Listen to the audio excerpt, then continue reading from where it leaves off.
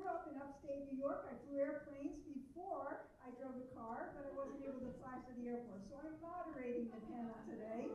I do, however, have two daughters, both of whom have chosen service. One of them is an instructor pilot in helicopters, and the other one is a Marine in the Expeditionary Forces, currently in the Indo-Pacific.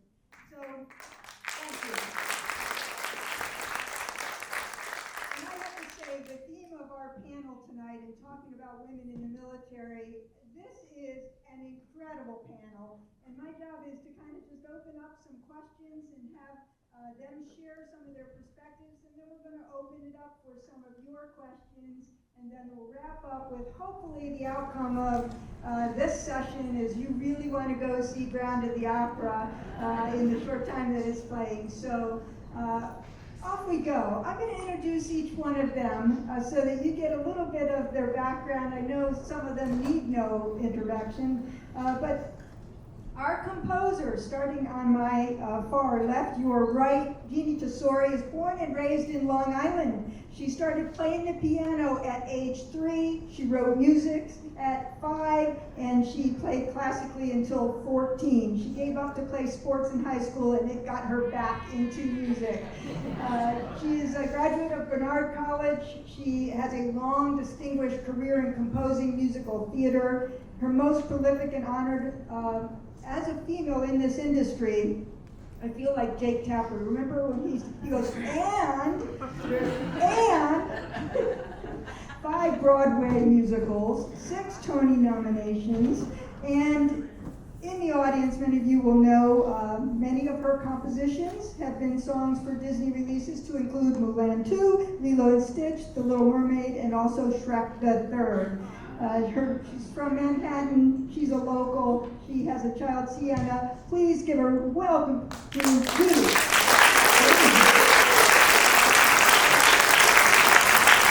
All right. Now Jess, who is really Emily D'Angelo, but boy, wow. Jess is from Toronto. She grew up in a musical family. Her parents were both amateur musicians, and her grandmother was a professional pianist.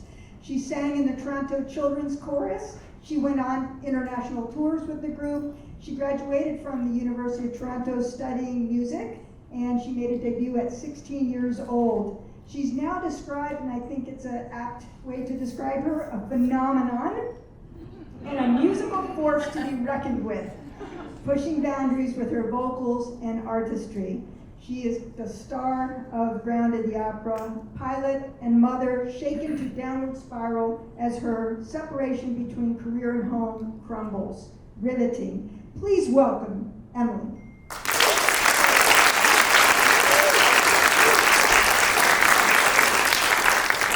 And Lieutenant Colonel, Air Force retired.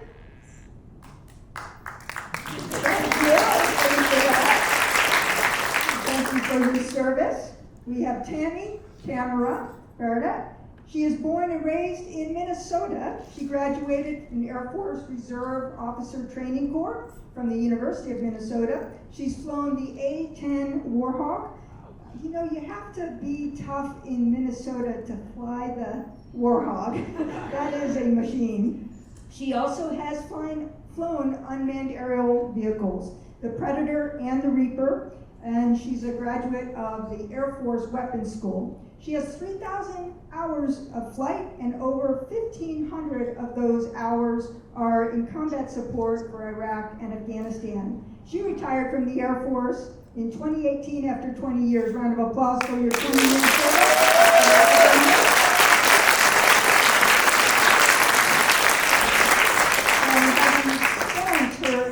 Career mentoring and coaching, others' success. She has now taken on doing that professionally and also particularly helping as a motivational speaker, but also people in aviation for their high performance. So continuing to pay it forward, she resides in Tucson, Arizona with 3 children, her husband. Please welcome Tammy.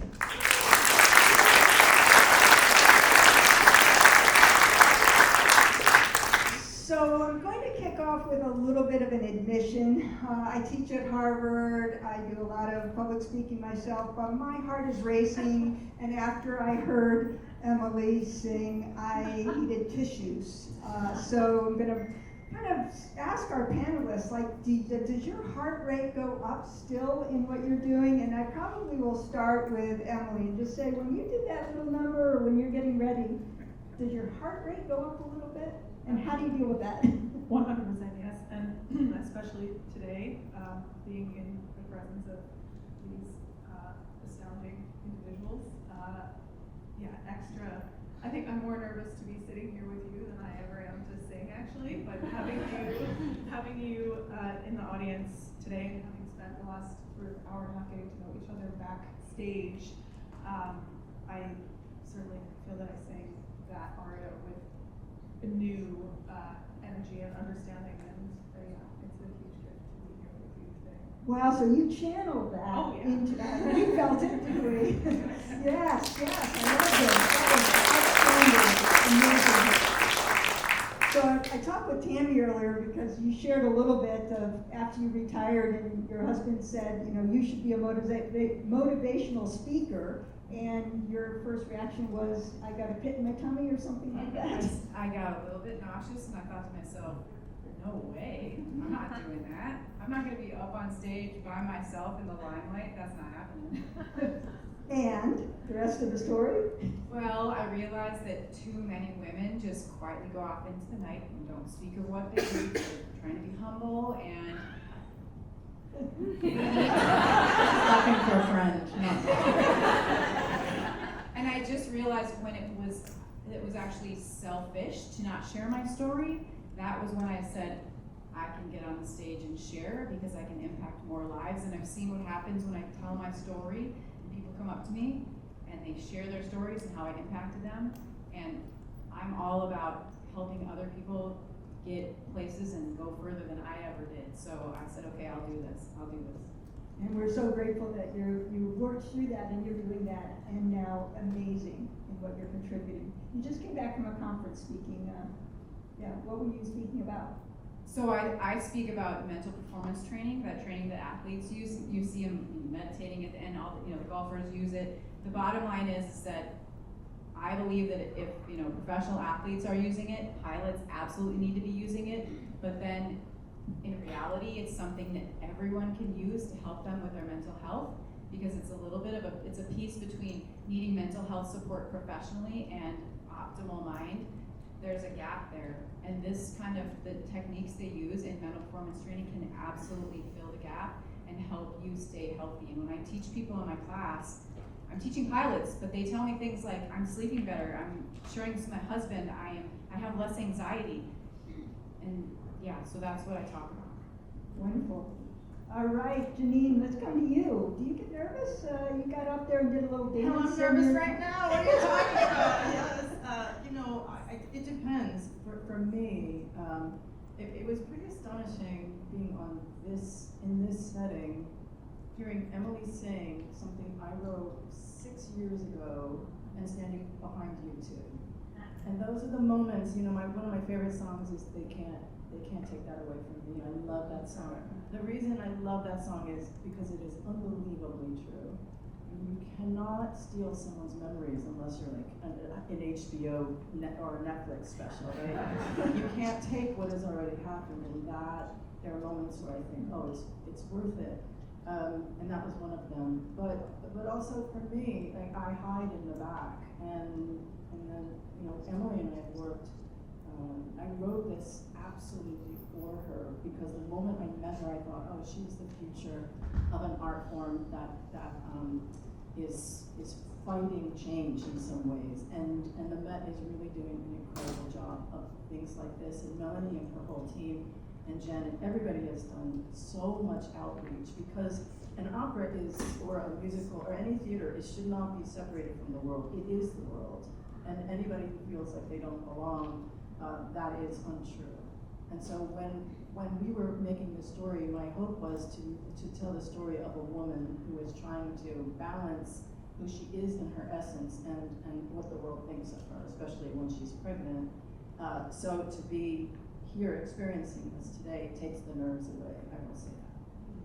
I love how you all answered that question so beautifully and so distinctively for each and every one of you in your journey. So I like to think about when our heart rate goes up, it means that we're alive and we care, right? And it's a channeling that we all talked about in terms of a passion. So my first question, I'm going to go back to you, Jeanine, if I can, of being a child prodigy, because you're all child I don't know where this rumor started. 3 years old. Not a prodigy. 3 years Okay. old, right? And then 5, right? And you say, I mean, sure, I was 3 and I was playing, Edelweiss until my So mother she's said, also- "You don't give her lessons, I'm going to kill myself and you." So she's also very humble, as you can tell. But it seems as though, lots of people are always trying to find their way, high school, college, what is my purpose? What is my why? What's my distinctive gift that I contribute to this world? But you seem to find that at a pretty early age. So I guess I'd like to ask our panelists, starting with you, Jeanine, what is your why? How do you summarize your purpose in life and what really makes you alive and make you tick? You can't help yourself, it's just who you are. Wow, that is a great question. It is the thing that I ask myself before I write any piece, which generally takes about 8 to 10 years, of why me, why this, why now, and what happens if I don't do it.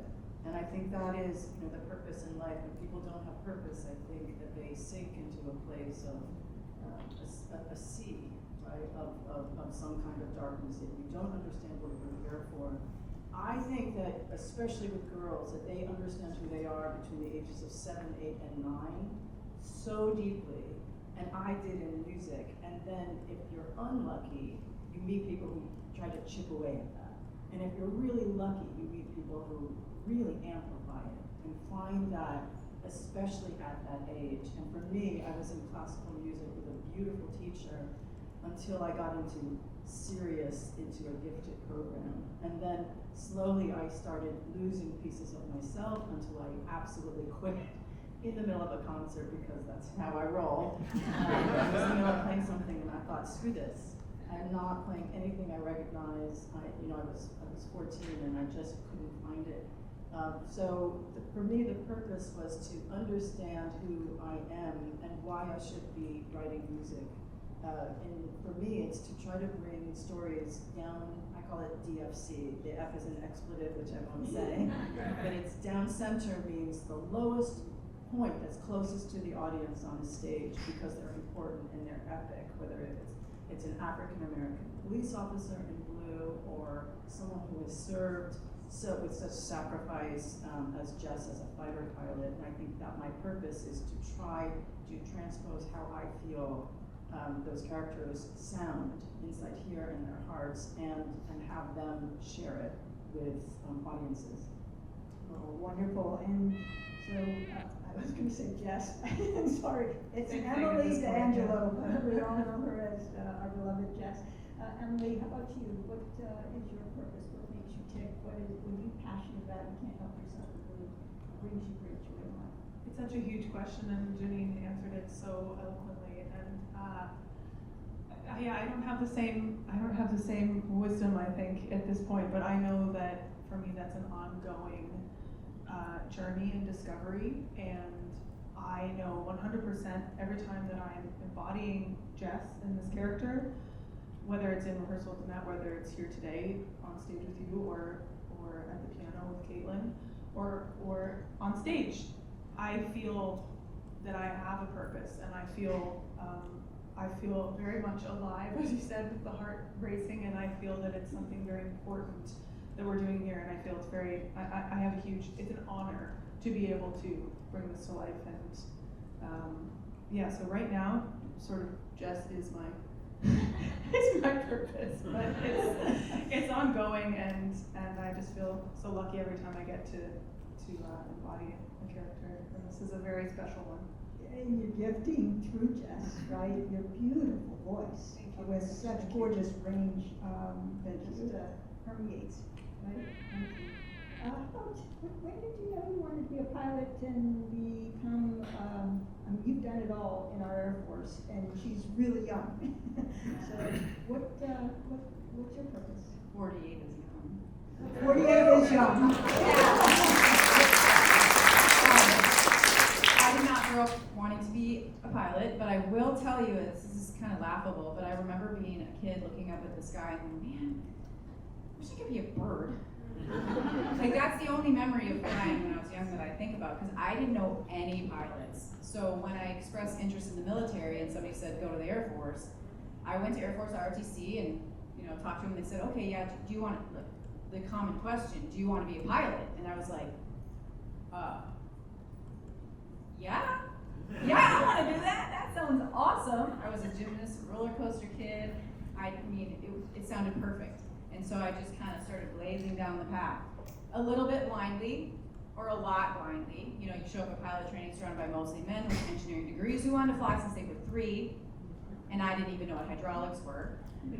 But you know what? I earned my place there just like they did, and I was going to go after it, and I did. I didn't know at the time the Air Force was wiser than me, because my first assignment before actually flying fighter jets was as an instructor pilot in the T-37. Best job ever. I loved teaching. I loved teaching flying so much that after I flew the A-10 and after I flew the MQ-1 and after I flew the MQ-9, I went back full-time to teach in the T-38 as a full-time reservist for the last 6 years of my career. Loved it. And my favorite part of it was getting their mind out of their way so that I could actually teach them. And that's what brought me to mental performance training after I retired, because I'm like, you know what? It's not a habit you don't. This is teachable. We can teach more people to be bigger and better and bolder and do more things. And that's my passion, because when I teach this mental performance training, whether it's to my sister who's a teacher who took my class online, or another pilot, or pilots with 28,000 hours of taking my class, like what the heck? But they change and they grow. You can level up from wherever you're at when you use these techniques, and that's totally my passion now. I found it.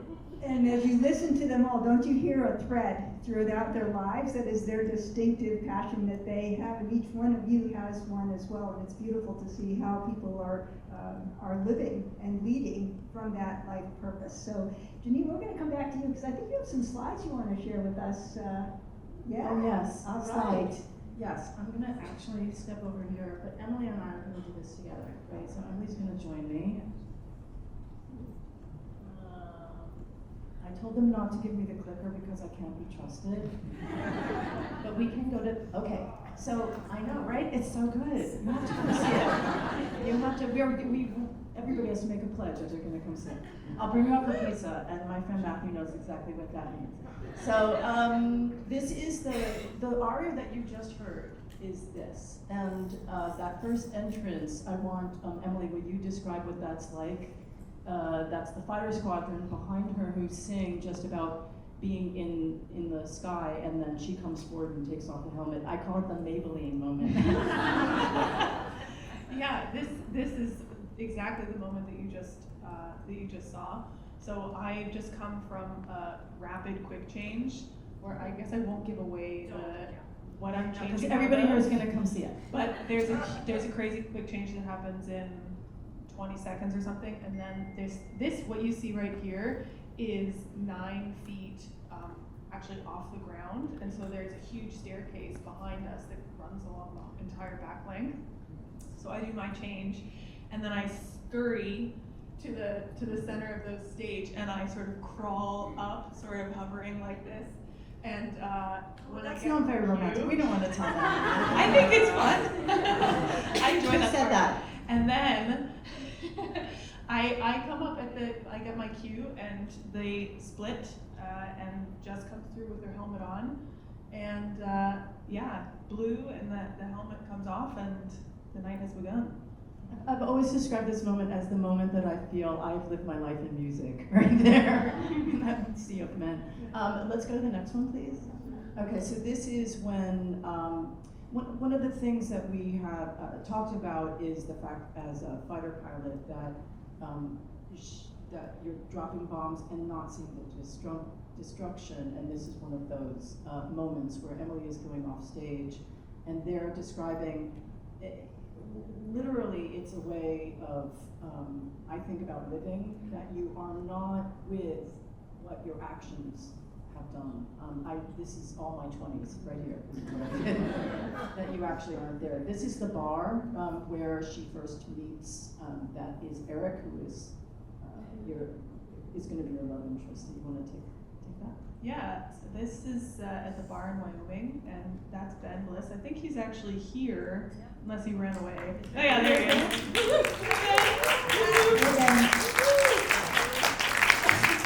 So, yeah, Ben sings Eric, and he's a rancher in Wyoming, and this is the bar on the base. I'm here, it's my last night on leave, and Ben buys a round of drinks for the bar, and then we have our moment here where we get to know each other, and then you get to know each other. Yeah, right. So history. Just to say a couple words about Ben Bliss, I have loved working with both of you, but I didn't know Ben, and he's a tenor who doesn't look like he should sing like he does. I've told him this so many times, but he just looks like he walks in from the world and then onto the stage and sings, and it's just a beautiful, he's a beautiful artist. We can go on. So, all right, well, spoiler alert. So, Jess gets pregnant, and then in about 20 measures, literally, 20 measures later, they have a child who's 5. So,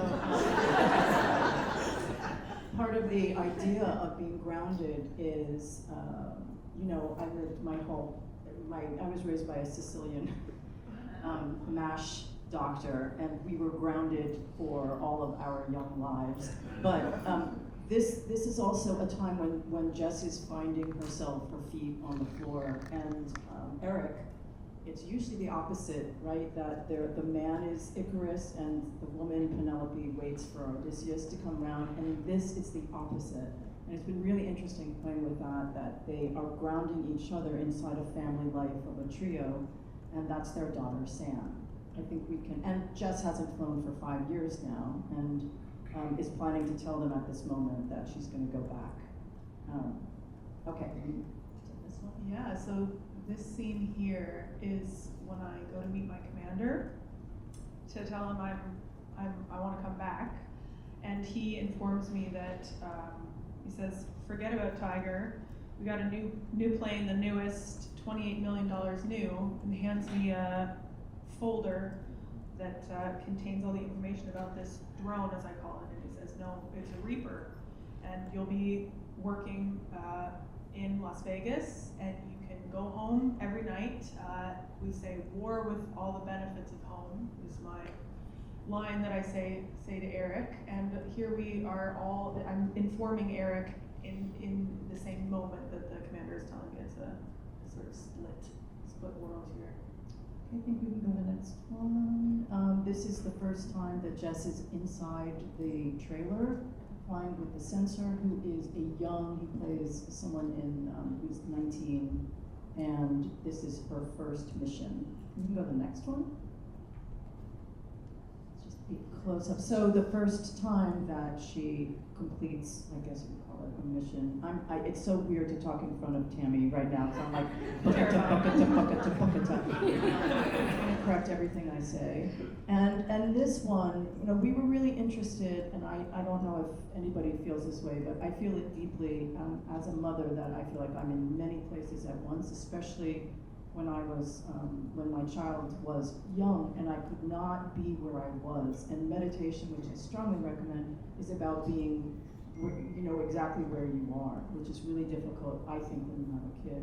The war and the idea of the screen, and I think we can all relate to screens, that she begins to see cameras everywhere she goes, even when she's at the mall, that everything begins to blend because it's starting to eat at her. The drama and the conflict of this opera is really about that. Yeah, so this is this is the final scene at home in the opera, and in this moment, I've just run into Sam's room, and I see that she is gray. The lights are off in her room, and Eric has just come in and flipped the lights on, but her worlds are sort of blending together, and so she thinks that Sam is dead because she's gray, and this is really the final moments that she has at home before her final mission. So when I was working up at McDowell, and I had this idea, because I've studied and really thought about trauma a lot in my life. And one of the things that I have spoken to a lot of people is the way that we become apart from ourselves, or we start watching ourselves. And I realized, like, oh my God, Jess has a drone.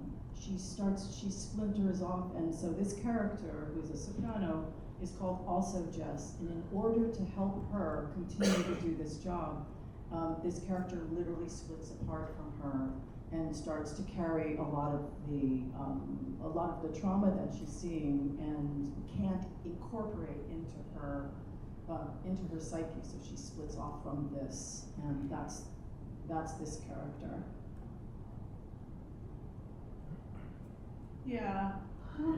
This is how to speak about this without giving anything away. It's this is the end, basically, where Jess, everything has really come to a point when she becomes so disoriented, and also is searching for this moral freedom, that she crashes the drone. And this here we have all of these screens here that have been designed wonderfully by Jason, showing the destruction.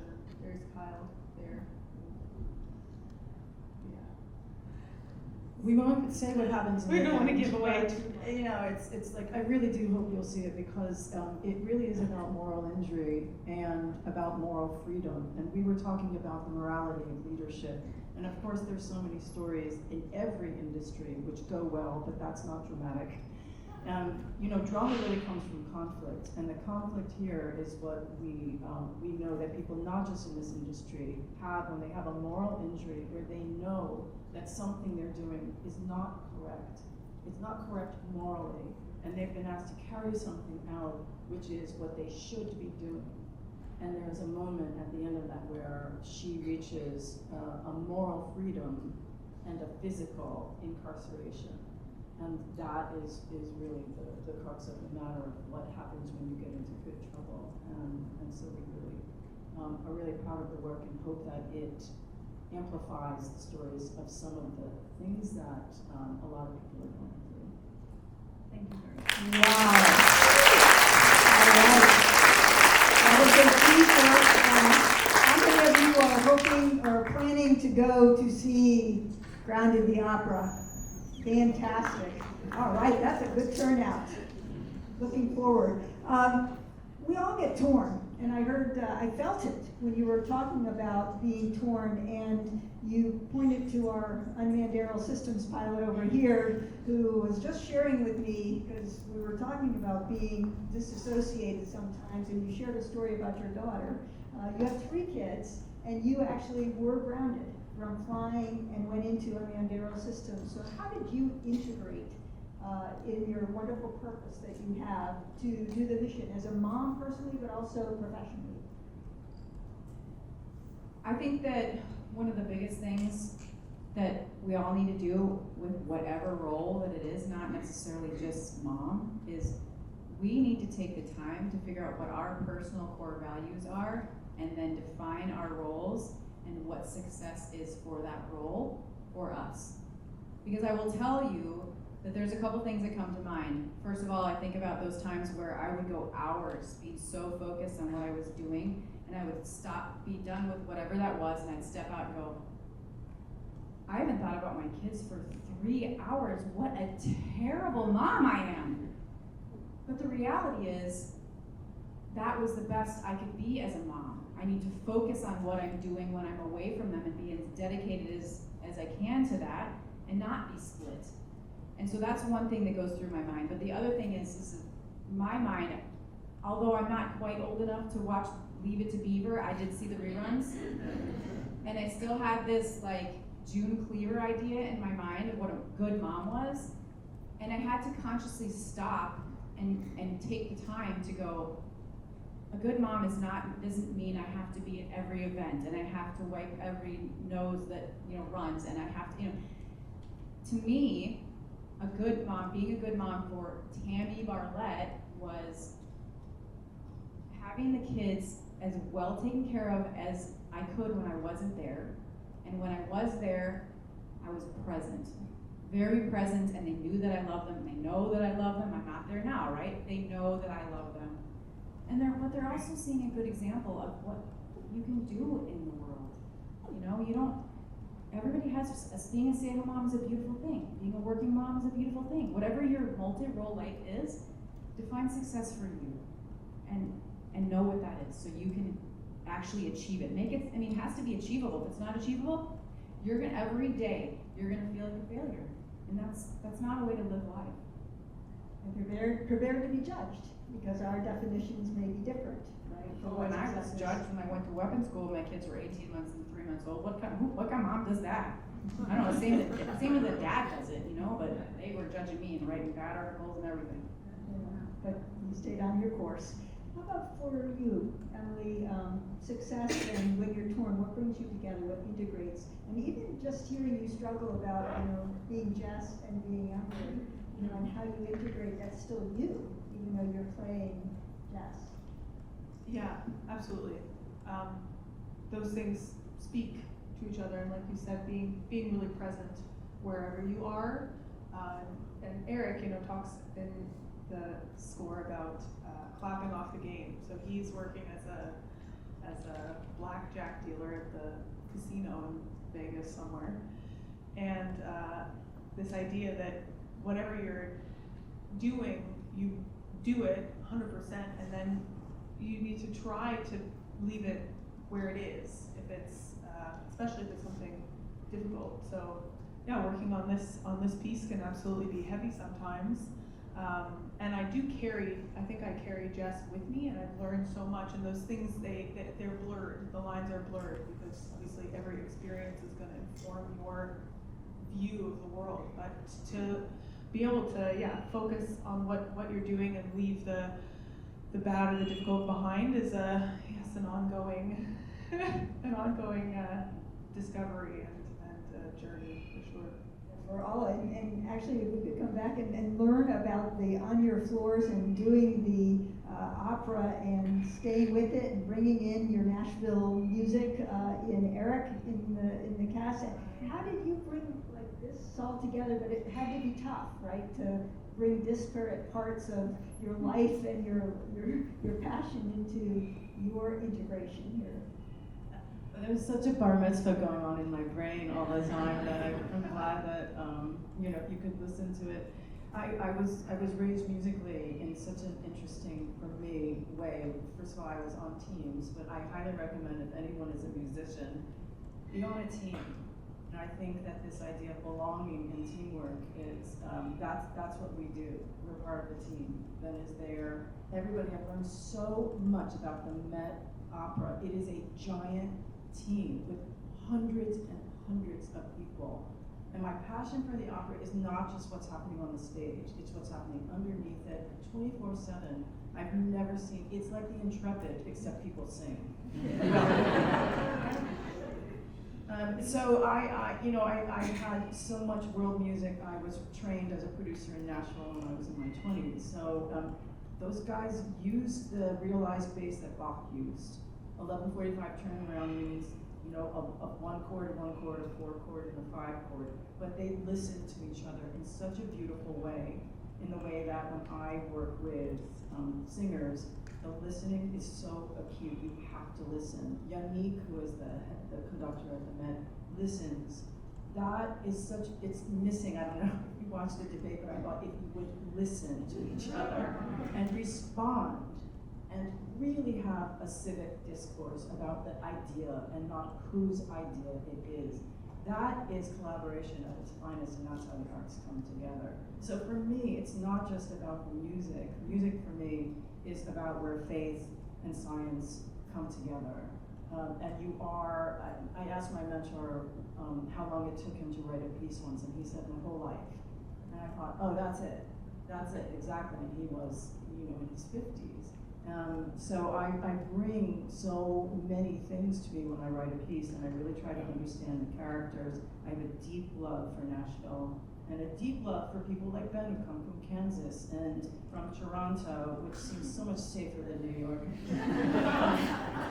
and I think that to me, put on the stage all these people with these different backgrounds. Like, I'm so obsessed with who you are and what you bring and the certainty with how you speak, because I didn't have that growing up. And so to hear you now, and I'm 62 and you're so young, I just think, God, if I could roll back time and have you, maybe I wouldn't have those doubts, that creep in that Emily and I talk about, like we just have doubt bowls, I think that we spoon from, but that to me is, I think the job is to bring your whole self. Right. Let me ask one lightning round of questions, and then we're going to come to your questions. Yeah, it's a quick one. But, go. You're all like, we call it in the military, right? 24/7, 365, long days, what it takes to do what you're doing in the practice. There's a saying, if you're a machine and you hit the button, you turn on or you turn off. But as a human, when we turn off the machine, we actually begin, right? So it's the pause between the music, right? Those are important. How do you pause in your lives? How do you recharge to keep going and to continue to keep contributing in the ways that you do distinctively, each one of you? I'll start with you. How do you pause? Well, I don't do a lot of pausing. I don't really like pausing. But I do in the sense that I have lived my life, my entire life super busy. Like when I was 17, I got mono. My mom said, you gotta stop doing all the things you do. And I said, no. And I've done it my whole life.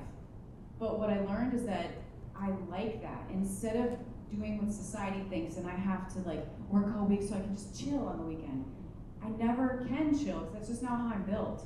So what I learned is that I love to be busy. And so I find peace in the chaos that is always around me. And you can find that time. You can find those moments, whether it's in the car driving my kids in my little minivan to sports, or it's sitting down writing an email going, oh, this is the first time I sat down today. Like find the moments that are built into your day already that you can get your breath if you're like me. That's how I do it. All right, Jeanine?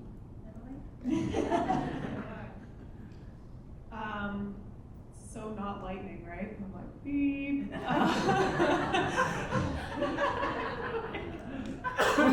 Warning. Yeah, I would say I guess I'm similar, but not nearly on the same level. But I like music is how I guess I wind down, which is what I do. So often there's some overlap there where it's like relaxing, but it's still kind of work. But music is my constant, I would say. And there's music for different moments. You said something so astute about the rest, and I find rest in music the most interesting, because you can blather on, and I'm a blatherer, but it's the moments that you're not speaking. Like I find, what I call the prelude to watching a piece is the moment you decide to go and you buy your ticket. That's the prelude. That's when you go into some kind of contract with what you're going to see. And the outro, in that's what they call it, intro and the outro. The outro is the third act. In opera, it might be the sixth act, but it's in Grounded, it's the third act, because there are 2 acts. Is how you wear a piece of music, or you think about it for the rest of your life. On the drive home, on the subway, how you are grappling with it. There are things I think about years ago. So it's those moments that I think I'm trying to put in my life, where a rest in music is not static, it's dynamic, because there's always something happening. So that's when I'm trying to find those moments where I feel like when I'm going on a hamster wheel, it's because I'm afraid to stop. So that's what I'm trying to do. Fantastic. Well, that's a nice segue into what you'd like to talk a little bit more about. I think you got a feel for each of our panelists. Yeah, wow, let there be light. And so we have Melanie, and I think we have Charlotte. We have 2 microphones, so. All right, sir, right here. Emily, I'm not sure your real name, but what music keeps you away from things? Oh, lots of music. Give me some examples. Oh my goodness, being put on the spot. This is your lightning round. Yeah. Bob Dylan, Ween, Willie Nelson, you know, all the good stuff. Yeah, I just put out a new album, and that's all the stuff on there is like the stuff that I like to listen to. So I just sang it myself. Adrian Ira, who's in the audience, he wrote a song, and Jeanine wrote a song on here. So What's the name of your album? Freezing. Yeah. Great question. Yes, right over here. Sorry, can you say something about the difference between writing for opera and writing for musical theater in terms of your feeling or process or whatever? In this TED Talk, I will describe. That's a really great question. There's so much that's alike, and I think a lot of people have asked me about the differences, and so I want to start by saying there's so much that's alike. One of the main things that is really great about opera is that you get, you know those crayons that you get, not the 64, the 128, like, you know the ones I mean with the sharpener, right? That's what you get in opera. You get every single color that you want. You get her, and then you get an 80-piece orchestra. That means that I can write exactly what I hear using the dissonance. I don't have to, for a Broadway audience whose ears are different. It will be harder for them. They're like my mom. My mom was not going to be listening to Stravinsky, who is my favorite composer. But so the expectation is different. Opera is unamplified, so orchestrating for the unamplified voice is really tricky and really takes a lot of restraint, but I will say. And also in opera there are no previews, which I am super bummed about. Because in a musical, for me, the show is really formed into 3 weeks of previews that you change. You stay up every night and then you change it every day. We've done that, but we just weren't running. And we've changed so much that someone at the Met sent me a text and said, please stop working. These are outstanding questions. Where's the next? Right over here. Hello, my name is Katie Ames. I'm a West Point graduate, and I spent 7 years on active duty and left service as a captain. So I'm just wondering, are there other women veterans? Because I thought this was going to be more about the military and about women leadership, or for veterans. Are there any other veterans here? Thank you. So I'm just wondering, I know George Brandt is not a veteran. Who is the veteran that was paid to be on your creative staff to help with the writing or the accuracy of the story around it? So it is a really great question, and I will say that for me, women in leadership across industries is also the point of this, because there are very few of us. And when George wrote the play upon which this is based, he did a lot of research and had a lot of help making sure that everything was accurate. I don't know the exact, so I can't answer for him, because it was based on a play that he started and finished in 2012.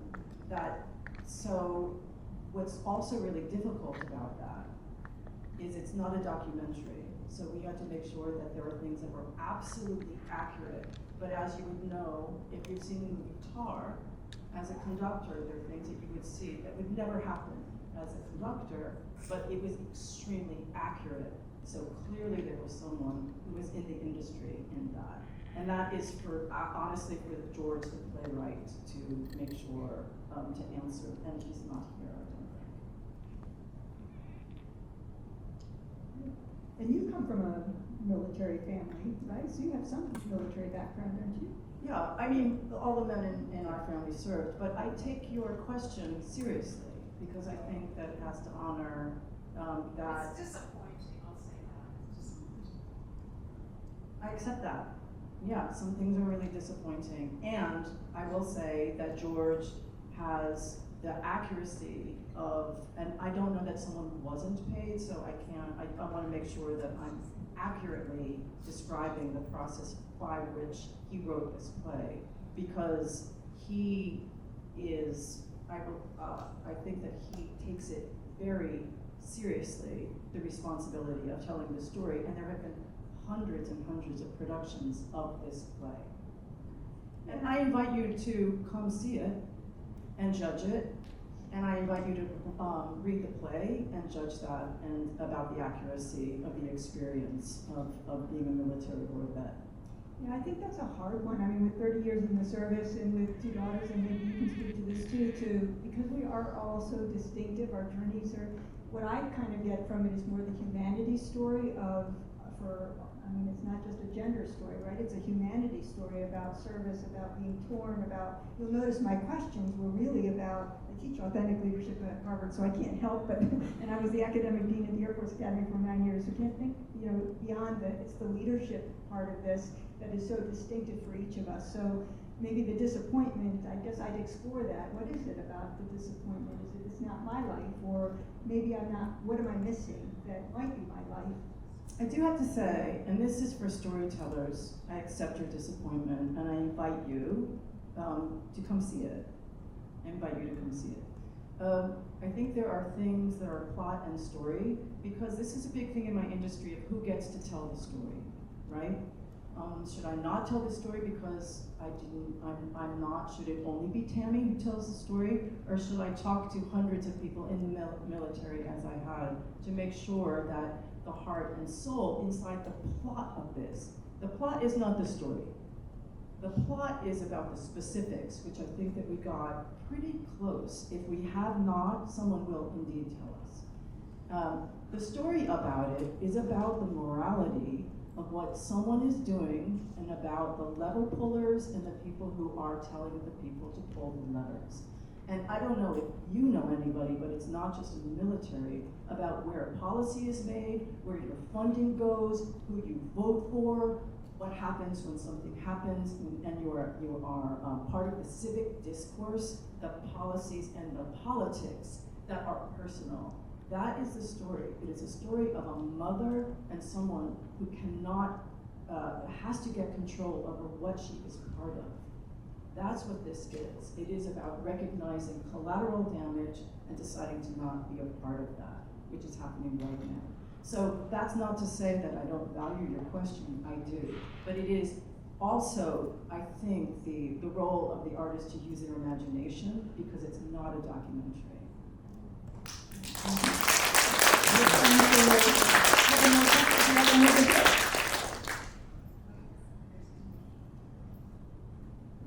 All the way in the back, all right, Melanie? Okay, I don't know how I'm going to ask this because it's not been worked out yet, but you keep talking about the team, which I was really glad to hear, and not just the team in the military, but at the Met. And I'm wondering, in the old days, it was like, well, my experiences as a Navy person was the Navy wives, but now that dialogue has changed to military spouses. And you can't do everything in a show, I understand that. But since he was back here, I was like wondering, do you try to address the support that we need by our, whatever we call that family, and we just burn candles because they're unsung heroes. Like, no one understands military outside of the military, but no one understands the military spouses in the military or outside. And does that reflect at all? I'm assuming it would, because of the depth you're talking. So does this make any sense? It's It makes sense. very nervous for me to ask. You know what, here's the thing. I want to recognize also how hard it is to ask a question, because I'm sure your heart is beating, right? Because it really is, I know you're doing this, I can see it, and I appreciate that. I appreciate your question, because it's a risk, because nobody wants to feel like a fool or be, put the spot on. What we are trying to amplify is the story of someone who cannot express the trauma that is happening inside her. She cannot express, and you find this in a lot of industries, like when you get pregnant and you're going into an orchestra rehearsal, or you get pregnant and you're not putting on your military pregnancy uniform, right? And the idea that she's afraid to tell anybody the information is classified. So there's one point where the husband says, my silent wife, everything is classified, she can't tell anyone. She doesn't want to go, there isn't anything available for her to have counseling, so it starts burning inside her. And again, it is specific to the military as I understand it, but it's so specific to so many people who are suffering trauma and cannot express the thing that melts the trauma underneath them because they're afraid to speak up. They're afraid to get on the mic and ask a question like you just did. So that's one of the things that we want to also shed light on. And I know now, as working with Jack Saul with the Trauma Project, that there's so much more that, that we understand that is available to vets to express what is going on for them. But this is back in a time when it wasn't available and all the information for her was classified, and she also didn't want to send up a flare that she was failing or weak, especially because she was a woman. I feel like you're telling my life story. Excellent question. We have another one over here. Hi, I was wondering what made you interested in writing this opera, this story.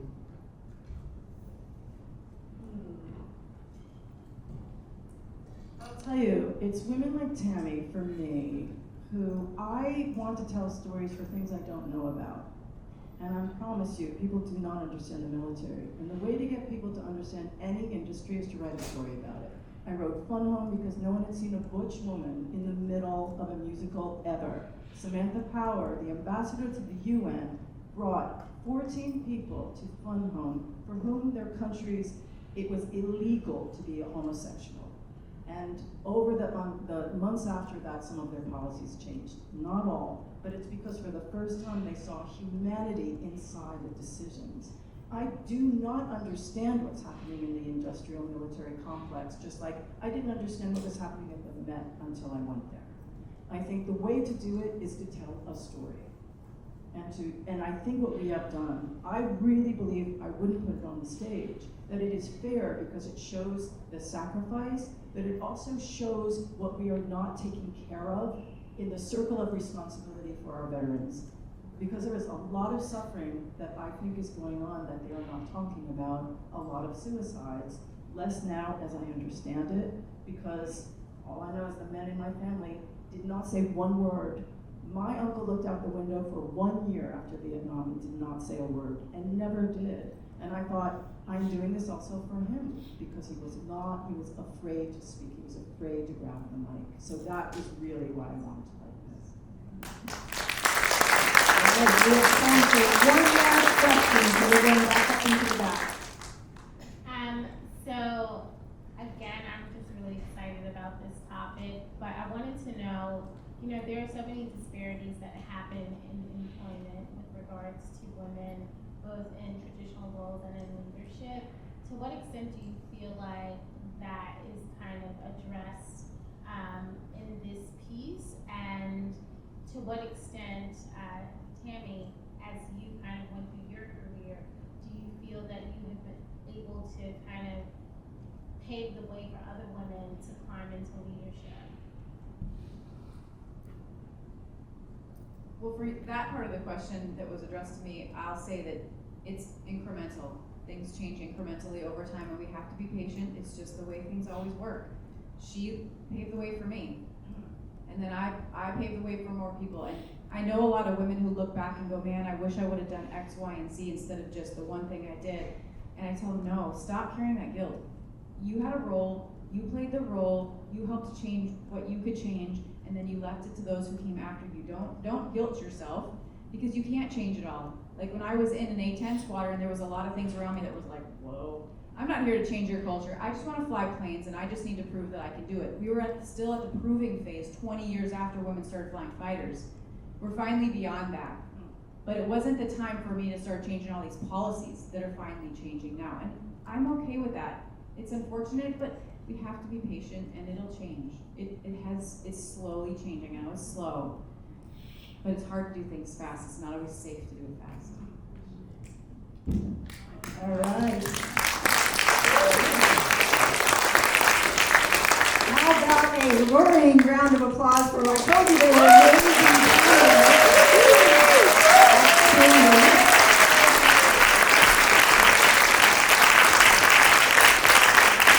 I am going to ask them one more lightning round question, and that is, when you think about Grounded the Opera, what is your one word? Humanity. Humanity. Tammy. Tammy. And how about Tammy? Enough. Not enough.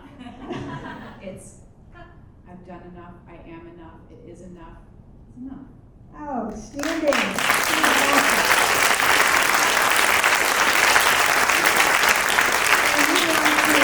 Thank you to every one of you. The veterans that raised hand, thank you very much for your service.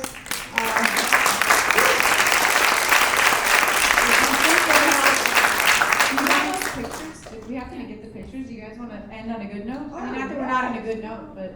We have family pictures, only 150 of them. This is me flying pregnant in the UAV. Now, they initially grounded me when I got pregnant. And I said, wait, why?